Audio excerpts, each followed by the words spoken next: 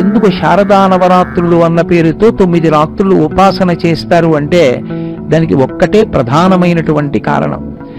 ఆశ్వీజ మాసం అనేటటువంటిది, అందున ఈ మాసంలో వచ్చేటటువంటి మొట్టమొదటి 9 రాత్రులు ఒక రోజుకి ప్రారంభంలో ఉండేటటువంటి తెల్లవారుజాము సమయం లాంటివి. మీరు చూడండి, సూర్యోదయానికి 48 నిమిషముల ముందు ఉండేటటువంటి కాలం ఉపాసనకి పరమయోగ్యమైనటువంటి కాలంగా నిర్ణయింపబడింది. దాన్ని బ్రాహ్మీ ముహూర్తము అని పిలుస్తూ ఉంటారు. అటువంటి ముహూర్తంలో ఆ ఉపాసన క్రమంలో ఉండేటటువంటి ఆ సంవత్సరం అంతటినీ కూడా ఒక రోజుగా భావన చేస్తే, ఆ రోజుగా భావన చేసినప్పుడు తెల్లవారుజాము కాలం ఆశ్వీజ మాసంలో వచ్చేటటువంటి పాడ్యమి లగాయతు నవమి వరకు ఉండేటటువంటి కాలం. ఆ పాడ్యమి నుండి నవమి వరకు ఉండేటటువంటి 9 రాత్రులు ఏ ఉన్నాయో దాన్ని తెల్లవారుజాము కాలంగా పరిగణిస్తారు. అంటే ఒక సంవత్సరానికి అంతటికీ తెల్లవారుజాము కాలం ఇది అంటే శారదా నవరాత్రులే తెల్లవారుజాము కాలం. ఒక రోజు మొత్తంలో ఉపాసనకి అత్యంత యోగ్యమైన కాలం ఇది అంటే తెల్లవారుజామున సూర్యోదయానికి 48 నిమిషముల ముందు ఉండేటటువంటి కాలం. ఆ కాలమునకు ఒక ప్రత్యేకమైన శక్తి ఉంటుంది, అందుకని దాన్ని ఉపాసనకి యోగ్యము అంటారు. మిగిలిన కాలం అంతా కూడా ఇంద్రియములతో కలిసి మనసు పైకి తిరుగుతుంది. పైకి తిరిగి అది వశం అవడం అంత తేలికైనటువంటిది కాదు. కాలమునందు ఒక్క తెల్లవారుజాము కాలంలో మాత్రం మనసు తొందరగా వెనక్కి వెడుతుంది. వెనక్కి వెళ్ళి దాని మూలమైనటువంటి ఆత్మ ఏది ఉన్నదో ఆ ఆత్మ యందు ఒదిగిపోతుంది. అందుకే అది ధ్యానమునకు యోగ్యమైన కాలం. ఒక రోజుకి తెల్లవారుజాము కాలం ఎంత గొప్పదో అంత గొప్ప కాలం ఒక సంవత్సరాన్ని అంతటినీ కూడా రోజుగా భావన చేస్తే శరత్కాలంలో, శరదృతువులో ఆశ్వీజ మాసంలో వచ్చేటటువంటి మొట్టమొదటి 9 రోజులు, ఈ 9 రోజుల ఉపాసన క్రమాన్ని విడిచిపెట్టకూడదు. అందరూ చేస్తారు, వ్యక్తిగతంగానూ చేస్తారు, దేవాలయాల్లో చేస్తారు. వీధి వీధిన కూడా దుర్గామ్మవారిని నిలబెట్టి అమ్మవారికి వాయుప్రతిష్ఠ చేసి 9 రోజులు అమ్మవారి ఉత్సవాలు చేసి 10వ రోజున విజయదశమి అన్న పేరుతో పండగ నిర్వహించి సాధారణంగా శాంతికర కళ్యాణంతో పూర్తి చేసి అమ్మవారి మూర్తిని తీసుకెళ్లి నిమజ్జనం చేస్తూ ఉంటారు. సరే, దేవాలయాల వంటి వాటిలో జరిగేటటువంటి కార్యక్రమాలు శాశ్వత ప్రాతిపదిక మీద మూలమూర్తి లోపల ఉంటుంది కాబట్టి అనేకమైనటువంటి కార్యక్రమాలు జరుగుతూనే ఉంటాయి. శారదా నవరాత్రులు చెయ్యవలసిన అవసరం అంత భారీ ఎత్తున ఎందుకు చేస్తారు అంటే దానికి ఒక ప్రధానమైనటువంటి కారణం ఉంది. ఈ శరత్కాలం ప్రారంభమైనప్పుడు ఆశ్వీజ మాసం మొట్టమొదటి తిథి నుండి కూడా, అసలు నిజంగా చెప్పాలంటే అంతకన్నా కూడా ఏకాదశి వెళ్ళిపోవడం ప్రారంభమైన దగ్గర నుండి కూడా కృష్ణపక్షంలో, అంటే ముందు ఉన్నటువంటి మాసం భాద్రపద మాసం, భాద్రపద మాసంలో కృష్ణపక్షంలో ఉన్న ఏకాదశి తిథి వెళ్ళిపోయిన దగ్గర నుండి ఇక ఆశ్వీజ మాసం యొక్క ప్రవేశం కొంత దాని ప్రభావం పడడం ప్రారంభమైపోయినట్టు. అందుకే కృష్ణపక్ష ఏకాదశి తర్వాత ఇక మంచి పనులు అని ఏవీ చేయడాన్ని అంగీకరించారు. భాద్రపద మాసంలో అసలు కృష్ణపక్ష పాడ్యమి నుండే చెయ్యరు, ఎందుకంటే అది మహాలయం, అదంతా కూడా పితృపక్షమైనటువంటి తిథి, అందుకే శుభకార్యాలు ఏవీ చెయ్యరు. ఇక ఆశ్వీజ మాసం దగ్గరికి వచ్చేటప్పటికి ప్రత్యేకించి పాడ్యమి తిథి నుండి యమధర్మరాజు గారి యొక్క ఒక కోర బయటికి రావడం ప్రారంభమవుతుంది. ఒక కోర ఆశ్వీజ మాసంలో ఉన్న పాడ్యమి తిథి నుండి బయటికి వస్తే వేరొక కోర, రెండవ కోర మళ్ళీ వసంత నవరాత్రులలో అంటే చైత్రమాసంలో వచ్చేటటువంటి శుక్లపక్ష పాడ్యమి లగాయతూ బయటికి వస్తుంది. ఈ 2 ఋతువుల యందు పాడ్యమి నుండి నవమి వరకు యమధర్మరాజు గారి యొక్క దంష్ట్రలు కోరలు బయటికొచ్చినటువంటి కారణం చేత ఈ ఋతువు యందు ఒక లక్షణం ఏర్పడుతుంది. 9 రాత్రులలో ఏది జరుగుతుంది అంటే పరమ భయంకరమైనటువంటి అంటువ్యాధులు ప్రబలుతాయి. అవి ఎంత భయంకరమైనటువంటి అంటువ్యాధులై ఉంటాయని శాస్త్రవాక్కు అంటే అది కేవలం ఏదో అంటుకున్నవాడు ఎవరి నుండి తనకి వ్యాధి సంక్రమించిందో ఆ వ్యక్తి మళ్ళీ ఆ రోగాన్ని పోగొట్టుకుని బ్రతుకుతాడని నమ్మకము చాలా తక్కువ. అసలు అటువంటి వ్యక్తి గ్రామానికి ఒక్కడున్నా సరే, ఒక్కడికి అటువంటి అంటువ్యాధి వచ్చినా సరే ఊళ్ళు ఇళ్ళు విడిచిపెట్టి పారిపోవలసినంత భయంకరమైనటువంటి అంటువ్యాధులు ప్రబలేటటువంటి కాలము అని శాస్త్రవాక్కు. అందుకే ద్వావృతు యమదంష్ట్రాఖ్యే నూనం సర్వజనేషు వైహి అని వసంత శారదా రాత్రౌ, ఈ వసంత ఋతువులోను శారదా ఋతువులోను అంటే శరదృతువులోను ఈ రెండు కాలముల యందు వచ్చేటటువంటి 9 రాత్రుల యందు కూడా ద్వావృతు యమదంష్ట్రాఖ్యే, యముని యొక్క కోర బయటికి వచ్చినటువంటి కారణం చేత విశేషమైనటువంటి జననష్టం జరుగుతుంది అని శాస్త్రం ఏదో చెప్పింది. అదంతా నిజమండి అని అనుకోక్కర్లేదు. మనమే చూస్తున్నాం కదా, తూర్పుగోదావరి జిల్లానంతటినీ భయపెడుతోంది ఇప్పుడు స్వైన్ ఫ్లూ అన్న పేరుతోటి. కాబట్టి శాస్త్రం ఏది చెప్పినా యథార్థమే చెప్తుంది. దీన్ని పోగొట్టుకోవడానికి మార్గం ఎక్కడుంటుంది అని అడిగారు. ప్రకృతి స్వరూపిణి అయినటువంటి పరదేవత యొక్క ఉపాసన యందు దుర్గాదేవిని ఉపాసన చేసినట్లయితే 9 రోజుల పాటు అమ్మవారిని పూజ చేస్తే, అమ్మవారి యొక్క అనుగ్రహాన్ని పొందితే దేశమంతా సుభిక్షంగా ఉంటుంది, సస్యశ్యామలంగా ఉంటుంది. అంటువ్యాధుల బారిన పడి ఎన్నో వేల మంది పడిపోవలసినటువంటి అగత్యం ఏర్పడదని, అంటువ్యాధులు కలగవని మనకి శాస్త్రము యొక్క నిర్వచనం. అందుకే ద్వావృతు యమదంష్ట్రాఖ్యే నూనం సర్వజనేషు వైహి, సర్వజనులను పడగొట్టగలిగినటువంటి భయంకరమైనటువంటి యమదంష్ట్రలు రెండూ కూడా ఈ వసంత ఋతువు యందు శరత్కాలమునందు ఈ 2 నవరాత్రులలోనూ బయటికొస్తాయి అని. ఇవి రాకుండా చెయ్యాలి అంటే ఉపాసనా మార్గంలో ఒకే ఒక్క ఆధారం ఉంటుంది, అదే దుర్గాదేవి యొక్క ఆరాధన. దుర్గాని పేరు కలిగినటువంటి అమ్మవారి ఆరాధన ఏది ఉన్నదో అది ప్రకృతినంతటినీ కూడా ఉపశాంతి కల్పిస్తుంది. కల్పించి జననష్టం జరగకుండా, చతుష్పాదులైనటువంటి 4 కాళ్ళు కలిగినటువంటి ప్రాణులకు నష్టం కలగకుండా లోకాన్ని మళ్లీ సుభిక్షంగా ఉంచగలిగినటువంటి శక్తిని అనుగ్రహించగలిగినటువంటి పరదేవతా స్వరూపం ఆ దుర్గమ్మ. అందుకే దుర్గమ్మ యొక్క ఆరాధన చేస్తారు. 2 మీరు గమనించండి, భారతదేశంలో అంతటా కూడా ఎప్పుడూ వాతావరణం ఒకలా ఉండదు. దక్షిణ భారతదేశంలో ఎండ ఒకలా ఉంటే ఉత్తర భారతదేశంలో తీవ్రంగా ఉంటుంది. దక్షిణ భారతదేశంలో చలి ఒక స్థితిలో ఉంటే ఉత్తర భారతదేశంలో చలి ఒళ్ళు కొయ్యబారిపోయేటట్టుగా ఉంటుంది. చాలా విపరీతమైనటువంటి వ్యత్యాసం ఉంటూ ఉంటుంది. భారతదేశం అంతటా ఒక్కలా వాతావరణం ఉండదు. కానీ ఒక్క శరదృతువు యొక్క ప్రారంభ కాలమునందు మాత్రం, ఆశ్వీజమాస ప్రారంభంలో మాత్రం శుక్లపక్షంలో పాడ్యమి నుండి నవమి తిథి వరకు భారతదేశం అంతటా కూడా వాతావరణము ఒకేలా ఉంటుంది. సర్వశుక్లా సరస్వతి అని తెల్లనైనటువంటి కాంతి కలిగినటువంటి లక్షణంతో సరస్వతీదేవి యొక్క అనుగ్రహం ప్రస్ఫుటంగా ప్రకాశిస్తూ ఉంటుంది. అందున అసలు యథార్థానికి ఈ దేశంలో విశేషమైనటువంటి పాండిత్యం కలిగినటువంటి వాళ్ళందరూ ఎక్కడ పుట్టారు అంటే ఒకప్పుడు కాశ్మీర దేశంలో పుట్టారు. అందుకే సర్వజ్ఞపీఠం ఎక్కడుండేది అంటే కాశ్మీర దేశంలోనే ఉండేది. ఇప్పటికీ పాక్ ఆక్రమిత కాశ్మీర్లోకి ఆ సర్వజ్ఞపీఠము, సరస్వతీ దేవాలయము ఉన్నాయి అని ప్రతీతి. అటువంటి సర్వజ్ఞపీఠం ఉన్నటువంటి కాశ్మీర దేశంలో పుట్టినటువంటి వాళ్ళు చాలా మందిని పండితులనే పిలుస్తారు. అందుకే ఇప్పటికీ కాశ్మీర పండితులు అని పిలుస్తూ ఉంటారు. అంతటి సరస్వతీదేవి అనుగ్రహాన్ని పొందినటువంటి కాశ్మీర రాష్ట్రంలో సరస్వతీదేవి ఎంత తెల్లగా ఉంటుందని చెప్పబడిందో అంత తెల్లగానూ కూడా ఆ హిమవత్ పర్వతం అంతా మంచుతో కప్పబడి అంత తెల్లగా ఉంటుంది. దేశమంతటా కొద్ది వ్యత్యాసం తప్ప వాతావరణం ఒకేలా ఉంటుంది. దేశమంతటా కూడా అమ్మవారి ఉపాసన జరుగుతుంది 9 రాత్రులు. ఈ 9 రాత్రుల ఉపాసన యందు ఒక విశేషం ఉంటుంది. ఏమా విశేషం అంటే 9 రాత్రుల యందు దుర్గనే ఉపాసన చేస్తారు.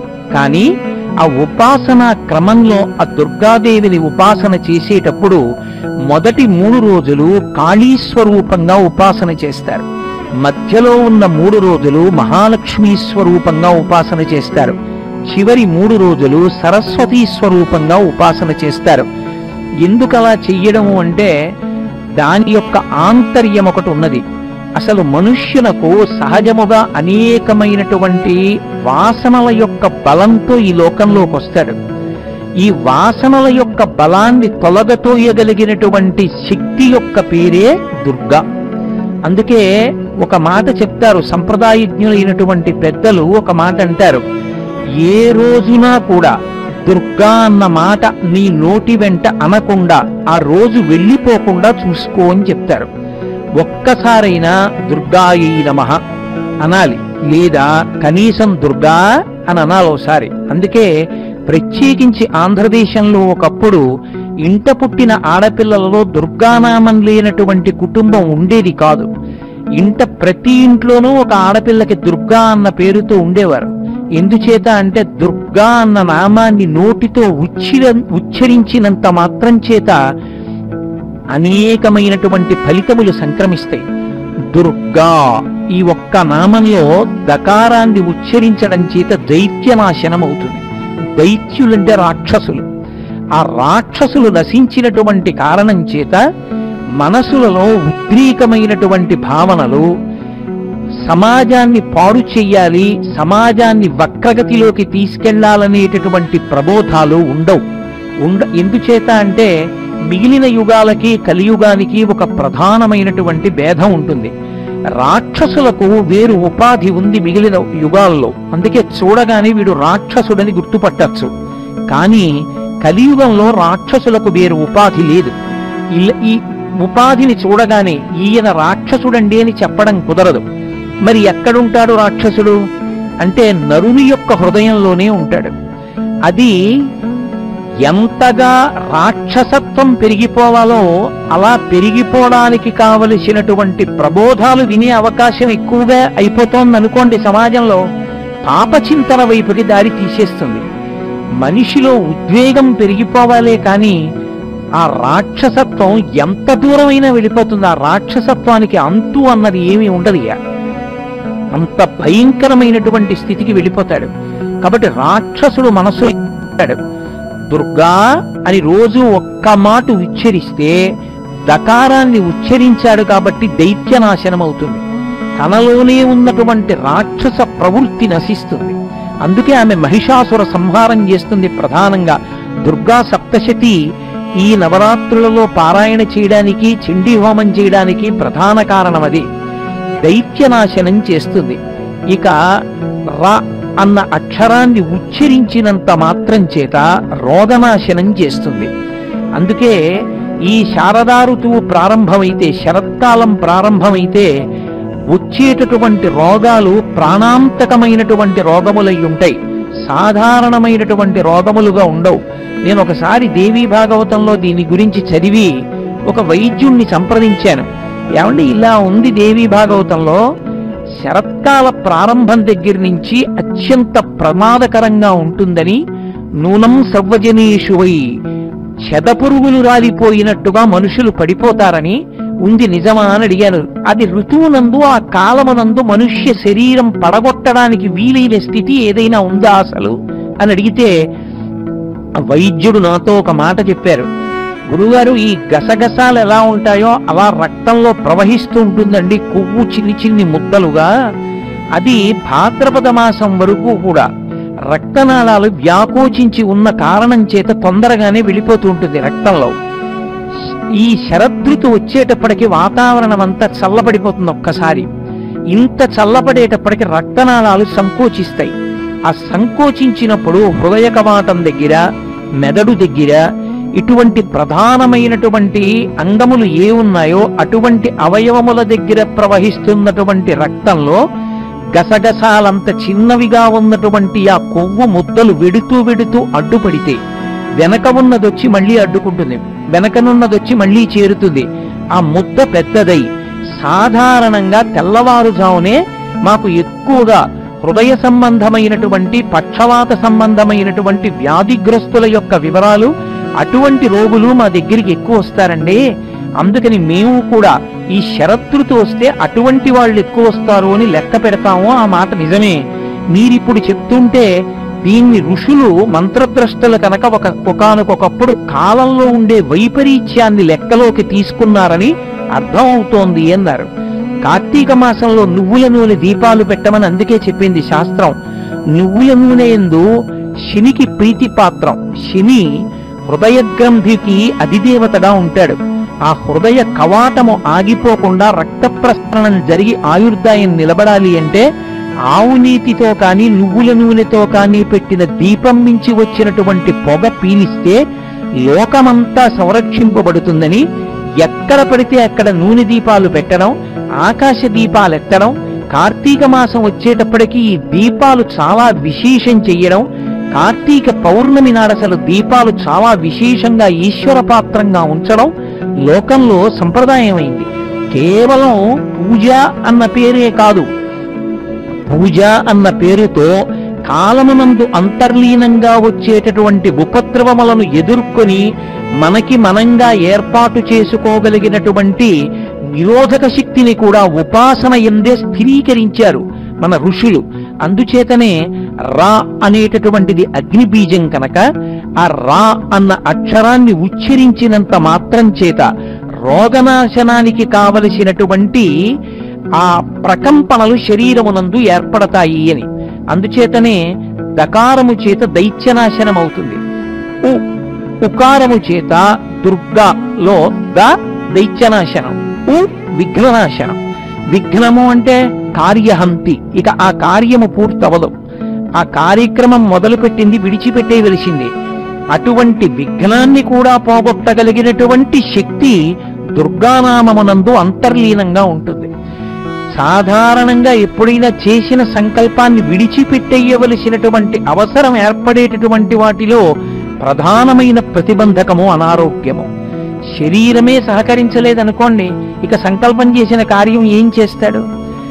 ఆ కార్యాన్ని జరిగేటట్టు చెయ్యగలిగినది, కాలాన్ని అనుగుణంగా మార్చగలిగినది, ఉపాసనని సిద్ధింప చెయ్యగలిగినది అటువంటి శక్తి ఆ అక్షరము చేత అమ్మవారి నామంలోకి వచ్చి చేరింది. లేదు, అమ్మవారి నామంలో ఉన్న అక్షర క్రమమే మనకటువంటి శక్తిని కటాక్షిస్తోంది. అందుకే ఉకారము విఘ్ననాశనం చేస్తుంది. దకార ఉకారములు దుర్గా రా అన్నప్పుడు అది రోగనాశనం చేస్తుంది. ఇక గ అనేటటువంటి అక్షరాన్ని పలికినంత మాత్రం చేత దానికి పోగొట్టగలిగినటువంటి లక్షణం ఒకటి ఉంటుంది. గ అంటే పోగొట్టుట. అమ్మవారిని భ్రమరాంబాదేవిని స్తోత్రం చేస్తే శంకరాచార్యుల వారు భ్రమరాంబాష్టకంలో గకారంతోనే స్తోత్రం చేశారు. కదలికలకు వెళ్ళగొట్టడానికి ప్రఖ్యాతి. దేన్ని వెళ్ళగొడుతుంది ఆవిడ అంటే పాపరాశిని ధ్వంసం చేస్తుంది.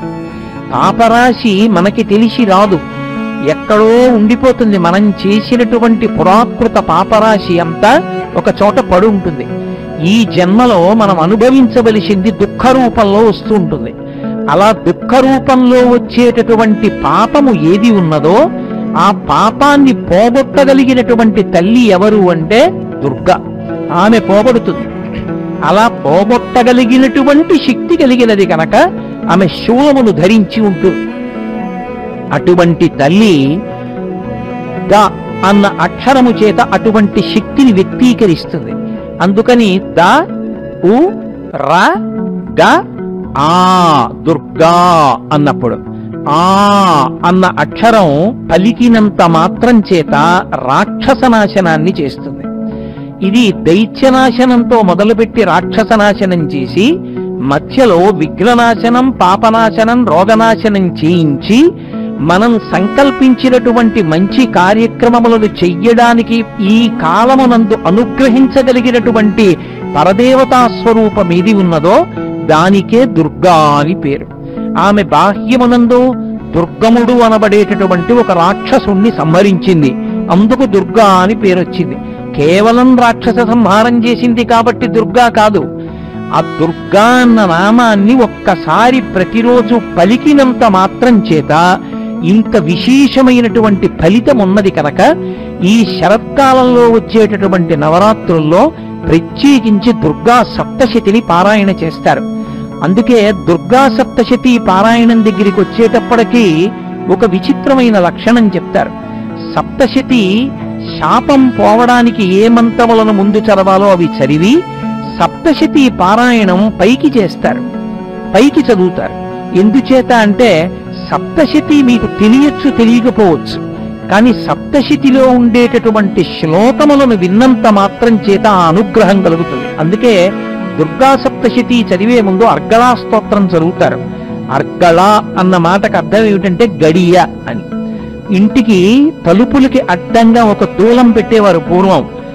గడియ అని తలుపుకున్నటువంటి వాసం మేకుకే ఒక కొయ్య ముక్క అడ్డు ఉండి దాన్ని తిప్పి యువతల తలుపుకి ఉన్నటువంటి భుజం లాంటి దాంట్లోకి అమర్చేవారు. అది లోపల నుంచి బయట నుంచి తలుపు తోసినా ఇంకా తెరుచుకోదు. అలా కాకుండా రెండు వైపులా కూడా ఇలా చేతులు ఇలా పెట్టినట్టుగా ఇనుముతో అమరిక ఉంచేవారు. రాత్రి నిద్రపోయే ముందు లోపల ఆ రెండిటిలోనూ కూడా కలిపి ఒక పొడుగాటి దారు, ఒక కొయ్య ముక్క ఉంచేవారు. బయట నుంచి తలుపులు తోసినా ఇక తలుపులు తెరుచుకోకుండా ఆ దారు రూపం అడ్డుపడుతుంది. ఏది అడ్డుపట్టడం వల్ల ఇంతకాలం నీలోకి భగవదనుగ్రహం ప్రవేశించలేకపోయిందో అలా అడ్డుపడుతున్నటువంటి పాపాన్ని తొలగించి భగవదనుగ్రహాన్ని మీలోకి ప్రవేశపెట్టడానికి ఉపకరించగలిగినటువంటి స్తోత్రం ఏది ఉన్నదో ఆ స్తోత్రమునకే అర్గళా స్తోత్రం అని పేరు. అందుకే ఆ స్తోత్రానికి అర్గళా అని పేరు వచ్చింది ప్రత్యేకంగా. అటువంటి అర్గళా స్తోత్రాన్ని ప్రార్థనా స్తోత్రంగా చదివి తర్వాత దుర్గా సప్తశతి పారాయణం చేస్తుంటారు. ఆ దుర్గా సప్తశతి పారాయణం చేయడం, దుర్గా సప్తశతితోటి చండీ హోమం చేయడం, ఆ హోమంలో అమ్మవారికి హవిస్సునివ్వడం, ఆ హవిస్సు పొందినటువంటి తల్లి మన పట్ల అనుగ్రహాన్ని వర్షిస్తుంది. అందుకే చండీ పరదేవత అన్న పేరుతో హవిస్సులు ఇస్తాం. ఆవిడెవరో కాదు, మీరు దుర్గా సప్తశతి చదివితే అందులో అర్థం అవుతుంది. ఆ చండీ పరదేవత దుర్గాదేవి యొక్క ఒక రూపం. ఆవిడికి చండీ అని పేరు. ఎందుకని చండీ అని పేరు వచ్చింది అంటే చెడి కోపనే ఇది చండిహి. ఆమె నల్లబడిన ముఖంతో చాలా కోపంగా ఉంటుంది.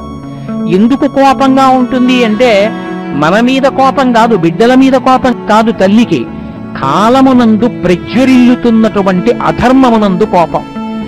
బయటికొస్తున్నటువంటి యమధర్మరాజు గారి యొక్క దంష్ట్రను చూసి కోపం. లోకాన్ని బాధపెట్టి ఆచారాన్ని పాడు చెయ్యాలనుకునేటటువంటి దుర్బోధ చేసేటటువంటి వాళ్ళ మీద కోపం. ఇటువంటి కోపం భక్తులైన వాళ్ళని పాడు చేసేటటువంటి కోపం కాదది. ఆ కోపం ఎవరు దురాత్మలో వాళ్ళని పాడు చేస్తుంది, సమాజాన్ని పరిపుష్టం చేస్తుంది. అందుకే చండీ పరదేవత అన్న పేరుతో దుర్గా సప్తశతితో హవిస్సిచ్చి అన్ని చోట్ల చండీ హోమం చేసి దుర్గా సప్తశతి పారాయణ చేస్తారు ఈ 9 రోజులు. దుర్గా అనేటటువంటి నామాన్ని కేవలం ప్రతిరోజు ఒక్కసారి, నవరాత్రులే కాదు, జీవితంలో ఉండవలసినటువంటి అలవాటులో అదొక ప్రధానమైనటువంటి అలవాటు. అసలు ఏ ఒక్కరోజు కూడా దుర్గా అని అనకుండా గడవకూడదు. కనీసంలో కనీసం దుర్గాయై నమః అనకపోతే ఎప్పుడో అప్పుడు దుర్గా అంటూ ఉండాలి.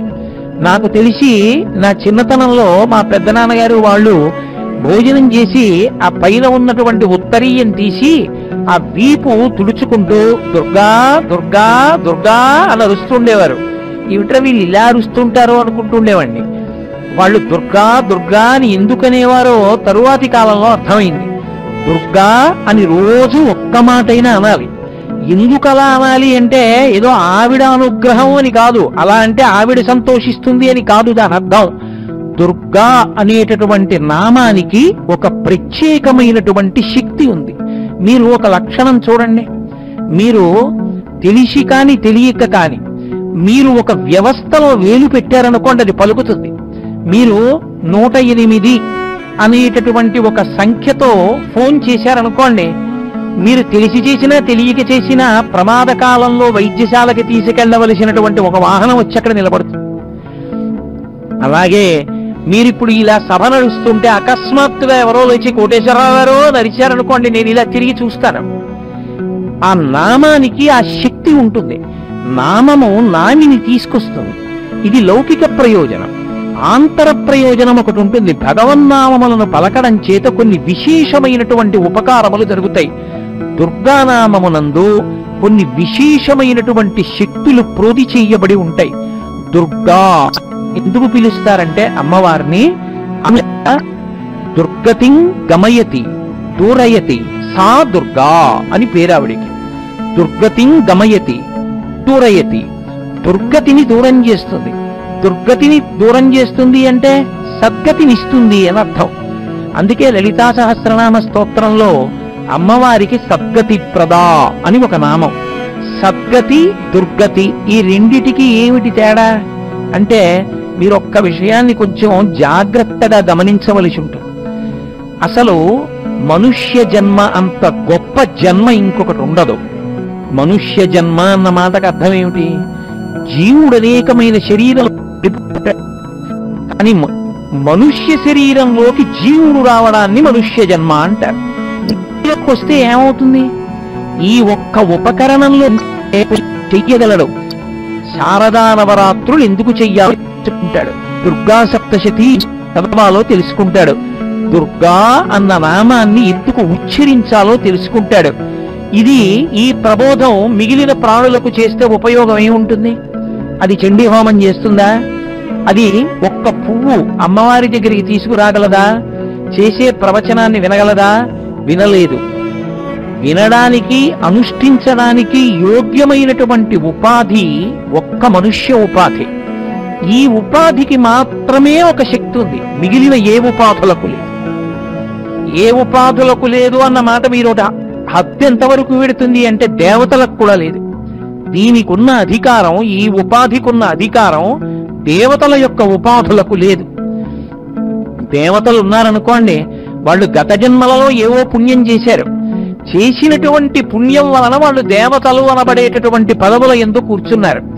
అలా కూర్చున్నారు కాబట్టి కొంతకాలం ఆ దేవతా పదవులలో కూర్చుంటే వాళ్ళ పుణ్యం అయిపోతుంది. అయిపోతే మళ్ళీ కింద పడిపోతారు. క్షీణే పుణ్యే మర్త్యలోకం విశంతి, మళ్ళీ కిందకు వస్తారు. పోనీ అలా పడిపోకుండా ఇంకా పుణ్యం చేసుకుంటూనే ఉందాం అనుకున్నారనుకోండి, కుదరదు. వాళ్ళకి కర్మాచరణములకు అధికారం లేదు. వాళ్ళు యజ్ఞం చేయడం, యాగం చేయడం, పూజ చేయడం ఇలాంటివేమీ వాళ్ళకు కుదరవు. వాళ్ళు చెయ్యకూడదు. వాళ్ళకి కొత్తగా పుణ్యం కానీ పాపం కానీ చేసే అధికారం లేదు. ఉన్న పుణ్యం పోతుంది. కానీ మనుష్యుడు పుణ్యకర్మ చెయ్యొచ్చు, పాపకర్మ చెయ్యొచ్చు. కర్మ చెయ్యడానికి యోగ్యమైన శరీరము ఇదొక్కటే. మిగిలిన ఏ శరీరమో కూడా ఇక పుణ్యకర్మ చెయ్యడం అన్నది చెయ్యలేదు. పుణ్యకర్మ మాట దేవుడు ఎరుగు. భగవన్నామమును పలకలేదు. దుర్గా అన్న నామాన్ని పలుకు, ఇంత గొప్పది అని నేను మా ఇంట్లో పెంపుడు కుక్క దగ్గర కూర్చొని తల బద్దలు కొట్టుకున్నాను అనుకోండి, అది అనగలదా దుర్గా అని? అది అనలేదు. దుర్గా అని నమ్మో నమ్మకో ఎవరో అన్నాడు ఒక్కడు, అంతే, వాడు పొందుతాడు అనుగ్రహాన్ని. అది అలా ఉచ్చరించగలిగినటువంటి స్వరపేటిక ఒక్క మనుష్య ఉపాధికే ఉంది. ఇతర ఏ ప్రాణికి కూడా స్వరపేటిక లేదు. అందుకే అవి భగవన్నామాన్ని పలకలేవు. ఇప్పుడు మనుష్య ఉపాధి ఇంత గొప్పదైనప్పటికీ ఇది స్వర్గానికి వెళ్ళగలదు. గొప్ప పుణ్యం చేసి స్వర్గలోకానికి వెళ్ళి దేవతగా కూర్చుంటాడు. 100 యజ్ఞములు చేసిన వాడు ఇంద్ర పదవిని అలంకరిస్తాడు. అసలు అనేకమైనటువంటి పుణ్యకర్మలను కేవలము చిత్తశుద్ధి కొరకు చేసినటువంటి వాడు ఏ ప్రయోజనాన్ని ఆశించకుండా, ఈ పుణ్యకర్మ వలన నాకు ఈ ప్రయోజనం కలగాలని కోరకుండా, నాకు ఈ సుఖం రావాలని అడగకుండా, ఎందుకు చేస్తున్నావు ఈ పుణ్యం అంటే నా చిత్తశుద్ధి కొరకు, ఎందుకు అనుభవిస్తున్నావు దుఃఖాన్నంటే దుఃఖాన్ని అనుభవించి పాపాన్ని పోగొట్టుకున్నట కొరకు. ఇప్పుడు ఈ రెండూ చేస్తూ పోతే, చిత్తశుద్ధి కలిగి పాపం పోతే జ్ఞానమును పొందడానికి అధికారం వస్తుంది. ఇప్పుడు జ్ఞానమును పొందితే అది మోక్షమునకు కారణము. జ్ఞానము వినా మోక్షమునకు కారణము లేదు. జ్ఞానమే పొందాలి. ఆ జ్ఞానమునకు చిత్తశుద్ధి కలగాలి. చిత్తశుద్ధి కలగాలంటే కర్మాచరణ చెయ్యాలి. ఆ పుణ్యకర్మాచరణ చెయ్యగలిగినటువంటి ఉపాధి మనుష్య ఉపాధి ఒక్కటే. అందుకే మనుష్యుని కన్నా గొప్పవాడు లేడు. అందుకు శంకర భగవత్పాదుడు అసలు జంతువునాం నరజన్మ దుర్లభం, అసలు నరుడి జన్మ లాంటి జన్మ ఇక దొరకదురా, దీన్ని జాగ్రత్త చేసుకో, నువ్వు దీని గురించి సరిగ్గా ఆలోచించుకోకపోతే నళినీదళగత జలమతి తరళం తప్పజీవితమతి జయచపలం విద్ధిర్వ్యాప్యభిమానగ్రస్తం లోకం శోకచ హంత సమస్తం అని శంకర భగవత్పాదులు బాధపడి తెగిడారు అంటే అది ఆయన ఆర్తి. అరే తామరాకు మీద నీటి బొట్టు లాంటిదిరా ఆయుర్దాయం, ఎంతకాలం ఈ ఉపాధిలో ఉంటావో తెలియదు. ఉన్న కాలంలో ఈ ఉపాధితో నువ్వు భగవన్నామాన్ని పలకకపోతే, పుణ్యకర్మాచరణం చెయ్యకపోతే, చిత్తశుద్ధి పొందకపోతే ఈ శరీరం పడిపోయిన తరువాత నీకు కర్మాధికారం దేనికి లేదు. ఇంకా నీ ఇంట్లోనే ఇంతకు ముందు నువ్వు యజమానివి, శరీరం విడిచిపెట్టావు, మళ్ళీ ఆ ఇంటికే కాపలా కుక్కగా వచ్చావు, ఒక్క 10 రూపాయలు దానం చేయడానికి నీకు అధికారం లేదు. ఎలా ముట్టుకుంటావు? ద్రవ్యం ముట్టుకోలేవు. ఆఖరికి ఇంటికి వచ్చినటువంటి వాడికి పట్టెడు అన్నం పెట్టలేవు, కుక్కెడు మంచినీళ్ళు ఇవ్వలేవు. ఈ ఉపాధిలో ఉన్నావు, దాహం వేసిన వాడికి మంచినీళ్ళు ఇవ్వగలవు. ఈ ఉపాధిలో ఉన్నావు, భగవన్నామం పలకగలవు. ఈ ఉపాధిలో ఉన్నావు, దేవాలయానికి ప్రదక్షిణం చెయ్యగలవు. ఈ ఉపాధిలో ఉన్నావు, శారదా నవరాత్రులు వస్తున్నాయంటే చండీ హోమం చెయ్యగలవు, దుర్గా సప్తశతి పారాయణ చెయ్యగలవు, అథవా చండీ హోమం చేస్తుంటే వెళ్లి కూర్చుని సప్తశతి పారాయణ వినగలవు. ఏది మిగిలిన ప్రాణులకు అధికారం ఏది? కాబట్టి మనుష్య ప్రాణికి ఇంత గొప్పతనం ఉంది. ఇంత గొప్పతనం పోయేటటువంటి దాన్ని కూడా ఎక్కడి నుంచి తెచ్చుకుంటాడు అంటే పుట్టుకతోనే తెచ్చుకుంటాడు. ఇంత గొప్పదైన ఈ మనుష్య శరీరంతో పాటే అది కూడా వచ్చేస్తుంది సహజంగా. శరీరం ఎలా వచ్చిందో, ఇంత గొప్ప ఉపకరణం ఎలా వచ్చిందో, ఈ ఉపకరణంతో పాటే దీన్ని పాడు చేసేది కూడా ఒకటి వస్తుంది మనతో పాటే. అందుకే మీరు ఒక చమత్కారంగా ఉంటాయి కొన్ని దేవాలయాలు. మీరు తిరుపతి వెడితే గోవిందరాజస్వామి వారి దేవాలయం ఉంటుంది తిరుపతి పట్టణంలో. తిరుపతి పట్టణంలో గోవిందరాజస్వామి ఇలా పడుకుని తల కింద చెయ్యి పెట్టుకుని ఉంటారు. మీరు కాళ్ళ దగ్గర చూడండి, పాదముల దగ్గర శ్రీదేవి భూదేవి ఉండి ఎదురుగుండా ఉన్న గోడ మీద నాభికమలంలోంచి వచ్చినటువంటి చతుర్ముఖ బ్రహ్మగారు కనపడతారు. ఇంకో 2 ఉంటారు. వాళ్ళిద్దరు ఎవరు అని మీరు అడిగారు అనుకోండి, మధుకైటభులు అని చెప్తారు. వాళ్ళిద్దరు రాక్షసులు.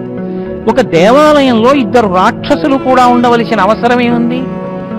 వాళ్ళు కూడా ఉంటారు అక్కడ. కావాలంటే మీరు గోవిందరాజస్వామి గుడికి వెళ్ళినప్పుడు అడగండి వాళ్ళిద్దరు ఎవరని. వాళ్ళిద్దరు మధుకైటభులు, వాళ్ళిద్దరు రాక్షసులు. వాళ్ళు ఎప్పుడు వచ్చారో తెలుసా? మధుకైటభులు సృష్టి ప్రారంభమునందు వచ్చారు. వాళ్ళు ఎక్కడి నుంచి వచ్చారో తెలుసా? శ్రీ మహావిష్ణువు యోగ నిద్ర ఎందున్నారు. యోగ నిద్ర అన్న మాటకు అర్థం ఏంటంటే తామసిక నిద్ర కాదు అని. నేను నిద్రపోయానుకోండి, ఒళ్ళు తెలియకుండా పరవశాన్ని పొందుతాను. శ్రీ మహావిష్ణువు నిద్రపోవడానికి ప్రత్యేకమైన కాలం ఉంది. దక్షిణాయనంలో ఆయన పడుకుంటారు, మళ్ళీ లేస్తూ ఉంటారు. పడుకున్నది శయన ఏకాదశి, లేచింది ఉద్ధాన ఏకాదశి. భగవంతుడు కూడా అలా పడుకుని నిద్రపోతుంటే ఇక లోకాలను చూసేవాడేవాడు. రాక్షసులు ప్రబలిపోరా సమయంలో. మరి ఆయన పడుకోవడం ఏమిటి, లేవడం ఏమిటి? ఆయనకి తమోగుణం ఉన్నట్టే కాదు. అది తామసికమైనటువంటి నిద్ర కాదు, విష్ణువు యొక్క నిద్ర. ఆ నిద్ర యోగ నిద్ర. నిద్రాముద్రాం నిఖిల జగతి రక్షణే జాగరూకం. ఆయన నిద్ర ముద్రగా పట్టి అందరినీ కూడా జాగ్రత్తగా గమనిస్తాడు. అది ఉపాసనా కాలం దక్షిణాయనం అంతా. ఉపాసనా కాలమైనటువంటి దక్షిణాయనంలో వీడు మనసు భక్తితో ఉన్నదా లేదా, అన్యమైన కోరికలతో ఉన్నాడా, భగవంతుడికి మీరిచ్చేటటువంటి పదార్థములతో సంబంధము లేదో బాగా గుర్తుపెట్టుకోండి. మీరేమిచ్చారన్న దాన్ని ఈశ్వరుడు లెక్కలోకి తీసుకోడు. అసలు ఎందుకు తీసుకోడు? అది ఆయనిచ్చింది, అది ఎంగిలి. ఆయనకి ఇస్తున్నావు, నీ సొంతమే ఉంది ఇవ్వడానికి, ఏమి లేదు. ఇప్పుడు నేను మాట్లాడాలంటే నా సొంతమా? ఈశ్వర కృప, ఈ ప్రచోదనం, ఈశ్వర కృప, ఊపిరి. ఆ ఊపిరి తీయనినాడు వాక్కు ఎక్కడి నుంచి వస్తుంది? ఊపిరి తీస్తున్నానంటే ఆయన అనుగ్రహం. ఆయనది ఆయనకి నైవేద్యం పెడుతున్నాను తప్ప కొత్తగా నాదేం లేదు.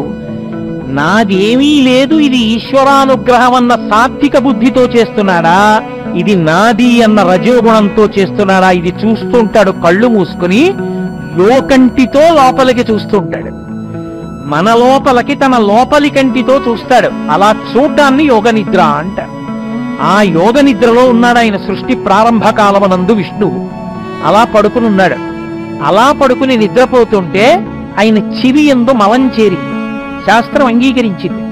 నిద్రపోయి లేస్తే దేవాలయానికి వెళ్ళవద్దు, మంచి పని చేయకూడదు. నిద్రపోయి లేచి గబగబా భగవద్గీత చదవకూడదు. నిద్రపోయి లేచి నువ్వు మంచి గ్రంథం చదవాలంటే స్నానం చేయాలి. అథవా నీకు ఒంట్లో బాగుండకపోతే శాస్త్రం ఏం నిర్దేశించో చెయ్యాలి, విభూతన్నా చల్లుకోవాలి. గోవిందేతి సదా స్నానం, లేదా గోవిందా గోవిందా గోవిందా అంటే స్నానం చేసింది. అంటే స్నానం మానేసి గోవిందానమని నా ఉద్దేశ్యం కాదు. స్నానం చెయ్యలేని స్థితి వస్తే, ఏ జ్వరం వస్తే, పడిషం పడితే, అప్పుడు గోవిందా గోవిందా గోవిందా అని పుస్తకం ముట్టుకో. నువ్వు ఒక గ్రంథ పఠనం చేసేటప్పుడు నిద్రపోయి లేస్తే స్నానం ఎందుకు చెయ్యాలి? స్నానం ఎందుకు చెయ్యాలి అంటే అదేదో ఇతరుల్ని బాధ పెట్టడానికి మూఢాచారంగా పెట్టలేదు. నువ్వు లోపలి విషయం తెలుసుకోకుండా నీకెంత అర్థమైందో అంత పరిజ్ఞానంతో దాన్ని మూఢాచారం అని పిలవకూడదు. అది ప్రమాదకరమైన పోకడ లోకంలో. అలా అనకూడదు. నిద్రపోతే శరీరములోని నవరంధ్రముల నుండి, స్వేదరంధ్రముల నుండి మలము ఉత్పన్నమవుతుంది, వెలికి బయటికి వస్తుంది. నిద్రపోయాననుకోండి, అన్నం తిని చెవిలో ఉన్నటువంటి మలమంతా పైకొచ్చి ముద్దగా చేరుతుంది. గులిబి చేరిందండి అంటారు. ముక్కులో మలం చేరుతుంది. అలాగే చెమట అంతా చేరి మలం ఊరుతుంది. రాత్రి నిద్రపోయి లేస్తే కంటిలో ఉన్న మలినమంతా పక్కకి పుసిగా చేరుతుంది.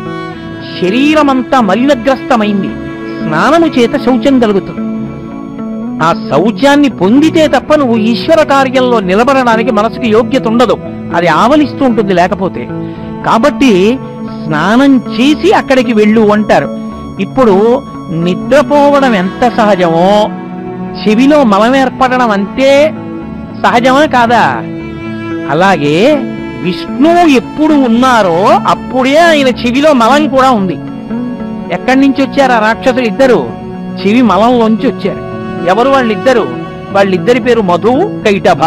వాళ్ళ పేర్లు మధు, కైటభ అన్న మాటలకు అర్థం ఏమిటో తెలుసా? తాత్వికంగా విచారణ చెయ్యాలి. ఇప్పుడు మధు, కైటభ అన్న మాటకు అర్థం అంటే, మధు అంటే తేనె. తేనె చుక్క తీసుకొచ్చి ఇక్కడ వేశాననుకోండి, ఇలాగా ఓ గంట పోయిన తర్వాత చూశాననుకోండి, దాని చుట్టూ చీమలు చేరుతాయి. దాని మీదకెక్కవు, దాని చుట్టూ చేరుతాయి. చేరి అన్ని వైపుల నుంచి నాకి దాన్ని అనుభవిస్తూ ఉంటాయి. మంచి నిద్రపోతున్నంత పరవశంతో నాకుతుంటాయి ఆ తేనెని. ఆ మధు అదే నేను. ఒక్క నేను ఉందనుకోండి, ఎన్ని నాదులు ఉంటాయో దానికి. నేను అన్నాననుకోండి, నా లాల్చి, నా వాచి, నా రుద్రాక్షమాల, నా పూలదండ, నా ఉత్తరీయం, నా పంచ, ఎన్నొచ్చాయి. ఒక్క మధుబిందువుకు, ఒక్క నేనుకి అనేకమైన నాదులు. నా కొడుకు, నా కూతురు, నా అల్లుడు, నా కోడలు, నా మనవలు, నా ఇల్లు, నా పుస్తకం, నా భార్య, నా డబ్బు. ఇన్ని మాటలు ఒక్క నేనుకి ఇన్ని నాదులు. ఇన్ని మాటలు నాది నాది నాది అంటున్నానో అన్ని మాటలు ఈశ్వరుడి నుంచి వెనకడుగు వేసి దూరం అయిపోతుంది. ఇదే ప్రహ్లాదుడు అంటాడు హిరణ్యకశిపుడితో, నాన్నగారు లోకాలన్నీ గెలిచారంటారు. లోకములన్నీయున్ గెలిచినాడవు, ఇంద్రియానీకము చిత్తమున్ గెలుపనేరవు. నిన్ను నిబద్ధు చేయు భీషణ శత్రుడు ఆత్మురం ప్రభిన్నుల చేసిన ప్రాణికోటిలో నీకు విరోధి లేదొకడు నిర్పుణ చూడుము ధనవీశ్వర అంటాడు. లోపల ఉన్న అసలు నేను ఈశ్వరుడు, ఆ ఈశ్వరుడే అంతటా ఉన్నాడు. కాబట్టి వసుధైవ కుటుంబకం, మీరు చెప్పింది సనాతన ధర్మం. అందరం మేమంతా ఒకటే కుటుంబం. అందుకే శంకరాచార్యుల వారు కాశీ వెడితే నాకే అన్నం పెట్టు, నా శిష్యులకి అన్నం పెట్టనలేదు. మాతాచ పార్వతీదేవి పితాదేవో మహేశ్వర బాంధవా శివభక్తాశ్చ స్వదేశో భవనత్రయం అన్నారు. మా అమ్మ పార్వతీదేవి, మా నాన్న పరమశివుడు, మా ఇల్లు 3 లోకాలు, అందరికీ అన్నం పెట్టమ్మా అన్నారు. అది వసుధైవ కుటుంబకం. అందరూ అన్నం తినాలని కోరుకున్నటువంటి ధర్మం ఏదున్నదో అది సనాతన ధర్మం తప్ప కొంతమందే బాగుండాలని కోరుకోవడం ఈ ధర్మానికి తెలియదు. అందరూ బాగుండాలని కోరుకుంటుంది. కేవలం మనుష్యులు కాదు, శం ద్విపదే, శం చతుష్పదే, 2 కాళ్ళున్నవి, 4 కాళ్ళున్నవి అన్నీ బాగుండాలి. అంతే తప్ప ఎవరో కొద్ది మనుష్యులు బాగుంటే చాలు, పశువులు పోయినా పర్వాలేదు అలా అనదు. విశాల హృదయంతో మాట్లాడుతుంది.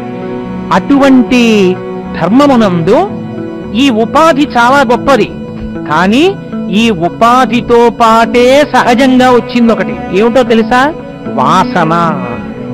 అందుకే గోవిందరాజస్వామి వారి గుళ్ళో స్వామివారితో పాటు మధుకైటబులు ఉంటారు. దాని అర్థం ఏమిటంటే భగవంతుడు ఎప్పుడు ఉన్నాడో భగవంతుడి ప్రతికూల శక్తులు కూడా అప్పుడే ఉన్నాయి.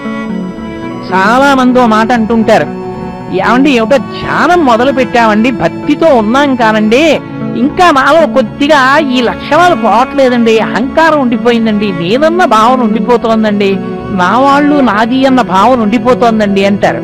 ఒక్క విషయం జ్ఞాపకం పెట్టుకోవాలి, ఈశ్వరుడు ఎంతటి సహజంగా ఉన్నాడో అంత సహజంగా వీళ్ళు ఉన్నారు. వీళ్ళు పోవడానికి ఈయన కాళ్ళు పట్టుకోవాలి.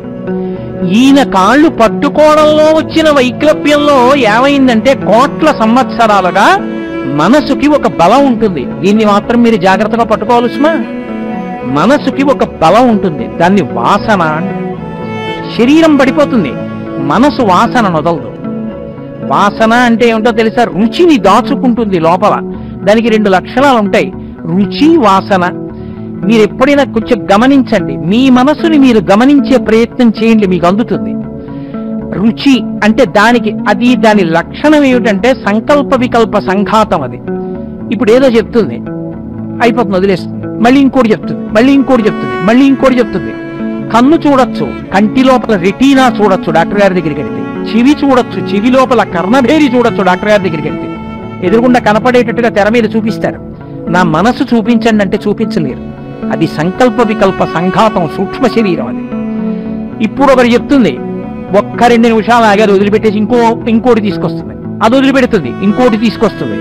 అందుకే మనుష్యుడికి అత్యంత ప్రీతిపాత్రమైన విషయం ఏమిటంటే ఏదో ఒకటి మాట్లాడుతూ ఉండడం. ఎందుకంటే లోపల ఉన్న మనస్సు యొక్క బలం అది. భగవత్ సంబంధం అయితే తరించిపోతాడు, ఇచ్చకాయ పుచ్చకాయ మాటలైతే పాడైపోతాడు. కాబట్టి ఇప్పుడు వాసనా బలాన్ని పట్టుకుంటుంది అది. రుచి అంటే ఏదో ఒక దాన్ని అనుభవించమంటుంది. అది ఊరికినే కూర్చోదు, ఒత్తిడి చేస్తుంది, ఏదో ఒకటి అనుభవించాలి. ఈ కంటితో అలా చూస్తూ అది బాగుంది అంటుంది, కాసేపు దాన్ని చూడాలి. విసిగెత్తింది అనుకోండి, చెవితో ఏదో వినాలి. చెవితో విసిగెత్తింది అనుకోండి, ఏదో దాన్ని ముట్టుకోవాలి. అది విసిగెత్తింది అనుకోండి, ఏదో తినాలి. అవసరం ఉన్నవ్వండి, లేకపోనివ్వండి, ఆకలి వేయనివ్వండి, వేయకపోనివ్వండి, ఏమీ లేవనుకోండి ఇంట్లో, పిండి వంటలు అవి. ఆవకాయ పెచ్చు కొడుకు తినేస్తాడు. ఎందుకు పోనీ ఆకలి వేసిందా అని అడిగారు కూడా లేదు, ఏదో ఒక ఇంద్రియాన్ని సుఖపెట్టాలి, అనుభవించాలి, తినేస్తాడు. మళ్ళీ మళ్ళీ చూస్తూ కూర్చుంటాడు. చేతిలో ఒక్కసారి ఇలా పట్టుకుని నొక్కడం మొదలు పెడితే 108 సార్లు మీకు రకరకాలు చూపించగలిగినవి ఎన్నో వచ్చాయి. కలియుగం యొక్క లక్షణం. కాబట్టి అవన్నీ చూస్తూ కూర్చుంటాడు, అయిపోతూ ఉంటుంది జీవితం. ఏ ఉపాసన ఉండదు, నడిచిపోతూ ఉంటుంది. ఇందులో రుచి చూస్తూ ఉంటుంది, తెలుసుకుంటూ ఉంటుంది. ఇది బాగుంది, ఇది బాగుంది, ఇది బాగుంది, కానీ వదిలిపెట్టేస్తుంది. దానికి ఉన్న లక్షణం అది. ఓ పనసపొట్టు కూర తిందనుకోండి, బాగుంది, వదిలేస్తుంది. ఓ ఒడియన్ తిందనుకోండి, బాగుంది, వదిలేస్తుంది. కానీ కొన్నిటిని వదలదు, గట్టిగా పట్టుకుంటుంది. అది కావాలి, అది కావాలి, అది కావాలి, మళ్ళీ మళ్ళీ మళ్ళీ మళ్ళీ మళ్ళీ మళ్ళీ దాన్నే అడుగుతూ ఉంటుంది. దీన్ని వాసన అంటుంది శాస్త్రం. మనసు ఏం చేస్తుందంటే గట్టిగా పట్టేసుకుంటుంది కొన్నిటిని. మనసు యొక్క కదలికలన్నీ దేని మీద ఉంటాయి అంటే ఊపిరి మీద ఆధారపడతాయి. ఊపిరి ఎంత వేగంగా తీస్తే మనసంత వేగంగా కదులుతుంది. ఊపిరి ఎంత మెల్లగా జాగ్రత్తగా నియంత్రిస్తే మనసంత జాగ్రత్తగా నిలబడుతుంది. అందుకే పూజలో ప్రాణాయామం చేయిస్తారు. ప్రాణాయామం చేస్తే మనసు నిలబడుతుంది, ఊపిరి వేగం తగ్గితే. ఇప్పుడు ఆఖరి ఊపిరి తీస్తూ ఉంటాడు, లేదా ఆఖరిసారి వదులుతూ ఉంటాడు. ఏదైనా మృత్యువేగా. ఆఖరిసారి తీసాడు, వదలలేదు, చచ్చిపోయాడు. ఆఖరిసారి వదిలేడు, తీయలేదు, చచ్చిపోయాడు. ఆఖరిసారి తీసేటప్పుడు కానీ ఆఖరిసారి వదిలేటప్పుడు కానీ మనసుకు ఒక లక్షణం ఉంది. యమదూతలు కంటికి కనపడుతుంటే అది భయపడుతుంది.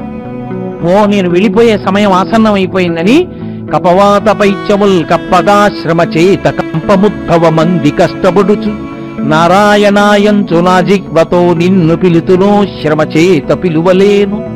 నేనే చూసా ఈ మధ్య కాలంలో కూడా. నిష్కారణంగా భయపడతాడు. బాబోయ్ పావు పావు పావు నరుస్తాడు. అక్కడ ఏమీ ఉండదు. ఏది పావేది పావేది అంటే అబ్బో గోడ మీద పావు అరవకు కరుస్తుంది కరుస్తుంది అంటాడు. ఈ మధ్య కూడా చూశా నేను. ఆ దూతలు వచ్చినప్పుడు అటువంటి విచిత్రాలు జరుగుతాయి. చచ్చిపోయిన వాళ్ళు వచ్చి కూర్చున్నారు, పిలుస్తున్నారంటాడు, లేచిపోతుంటాడు మంచం మించి. అయిపోతోంది కాలమని గుర్తు, వెళ్ళిపోతున్నాడని గుర్తు. శాస్త్రం సంకేతాలు చెప్పింది. ఆ వెళ్ళిపోయే ముందు ఇక ఆఖరి ఊపిరి దగ్గరికి వచ్చేసేటప్పటికి చక్క పెట్టేసుకుంటాం. మనం చూడండి, ప్రయాణం జరుగుతున్నంతసేపు కూర్చుంటాం రైల్లో. మనం దిగిపోవలసిన కాకినాడ వచ్చేస్తోంది అనుకోండి, మనం పడుకున్న అమెరికా కింద పెట్టుకున్న పెట్లన్నీ బయటికి లాగడం మొదలు పెడతాం. ఇక దిగిపోవాలి. మనసుకుండే లక్షణం ఏమిటంటే మృత్యువునందు శరీరం విడిచిపెట్టేటప్పుడు ఇంద్రియముల యొక్క శక్తులను వెనక్కి లాగేసుకుంటుంది. కంటి నుండి చూసే శక్తిని లాక్కుంటుంది, చెవి నుండి వినే శక్తిని లాగేసుకుంటుంది, అందుకే ఇక పిలిచినా పలకడు, ఆ అని అరుస్తూ ఉంటాడు. లాక్కుని ఎట్నుంచి బయటికి వెళ్ళాలని చూస్తుంది. అప్పుడు ఉపాసనా సిద్ధి. భగవద్భక్తి తత్పరుడైతే ఊర్ధ్వముఖ చలనం చేస్తాడు. ఆ భక్తి కుదురుకున్నవాడు కాకపోతే తిరిగి తిరిగి తిరిగి తిరిగి ఈ రోమకూపంలోంచి కూడా బయటికి వెళ్ళిపోతాడు. సూక్ష్మ శరీరం కదది. వెంట్రుక పుట్టిందంటే కన్నం ఉంది కదండి, చెమట పట్టిందంటే అందులోంచి బయటకు వచ్చి అమరిక ఉందిగా, కన్నం ఉందిగా, అందులోంచి వెళ్ళిపోతాడు బయటికి. ఎట్టించెడతాడో తెలియదు, వెళ్ళిపోతాడు. వెళ్ళిపోయినప్పుడు ఆ మనసు ఏం చేస్తుందంటే, ఇక్కడ శరీరంతో పాటుగా అది వాసనని మాత్రం వదిలిపెట్టదు, పట్టుకెడుతుంది.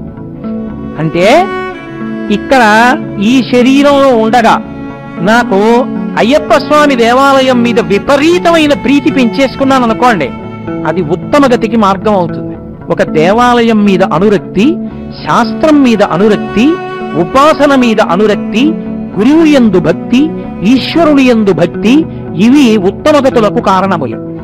అవి ఇంట్లో ఉన్న ఐశ్వర్యం మీద, కొడుకు మీద, భార్య మీద, శత్రువు మీద ద్వేషంతో ఏ దేనిని బాగా పట్టుకున్నాడో బతికుండగా అది ఆఖరి ఊపిరిలో తలుచుకుంటుంది. అందుకే నరజన్మకి పునర్జన్మలో ఈశ్వరాధికారం ఉండదు. ఈశ్వరుడు జోక్యం చేసుకోడు నరుడికి పునర్జన్మలో. తీర్పు మనసే చెప్తుంది. అందుకే భగవద్గీతలో ఆ మాట వాడారు. మనిషి బంధనంలో పడిపోయిన, ఉన్నతిని పొందిన కారణమెవరు అంటే, మన ఏవ మనుష్యానాం కారణం బంధమోక్షయోహో, మనస్సొక్కటే కారణము. నీ ఆఖరి ఊపిరిలో దేనిని స్మరించి విడిచిపెట్టేశావు? కొడుకుని తలుచుకున్నాను. కొడుకు మీదంతా అనురక్తి కదా, వెళ్ళు కొడుకు దగ్గరే ఉండు. ఆ ఇంటి కుక్కగానే వస్తాడు. తిరిగి ఎక్కువగా పంపిస్తారంటే వెన్నుపాము అడ్డంగా ఉండే ప్రాణిగా రావాలి. ఓ కుక్కగా వెళ్ళి ఆ ఇంట్లో చేరుతాడు. నరుడు నరుడుగా పుడతాడన్న మాట పరమ తప్పు. నరుడు నరుడిగా రాడు. వేదాంతంలో ఆ మాట లేదు. నరుడు చేసినటువంటి పాపపుణ్యములు ఆఖరి సంకల్పాన్ని బట్టి వస్తాడు. మళ్ళీ వెళ్ళేటప్పటికీ పునర్జన్మ ఎలా ఉంటుంది అనేటటువంటిది నిర్వచనం చేయడం చాలా కష్టం. బ్రతికుండగా దేన్ని గట్టిగా పట్టుకున్నాడో ఆ వాసనా బలమే మళ్ళీ పుట్టుకకి కారణమవుతుంది. శాస్త్రాన్ని పట్టుకున్నాడు. ఒరే, నువ్వు మళ్ళీ బాగా శాస్త్రం చదువుకుని తొందరగా నన్ను చేరుకోవడానికి వీలుగా మహాపండితుడైనటువంటి పరమభక్తుడైన వాడి కడుపున నిన్ను పుట్టిస్తున్నానని పంపిస్తాడు. ఆ ఉపాధి అవసరం ఉందనుకుంటే కదండి ఈశ్వరుడు మళ్ళీ ఇవ్వడం.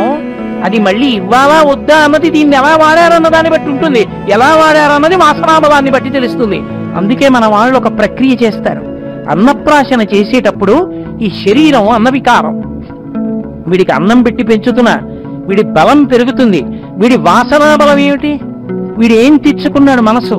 ఆ మనసులో వాసన ఏముంది? గత జన్మలది. దేని మీద అనురక్తి ఉంది వీడికి అని పెట్టకూడనివి కూడా కొన్ని పెడతారు. అక్కడ ఏదో బంగారం తీసుకొచ్చి పెడతారు, డబ్బులు తీసుకొచ్చి పెడతారు, భగవద్గీత అక్కడ పెడతారు, ఏదో జపమాలు అక్కడ పెడతారు, పిల్లాన్ని విడిచిపెడతారు. వాడు పాకుతూ వచ్చి వస్తువులన్నీ చూసి దేని మీద అనురక్తి ఉందో దాని మీద చెయ్యేస్తాడు. ఆ అనురక్తి ఎక్కడితో తెలుసా? ఈ జన్మది కాదు.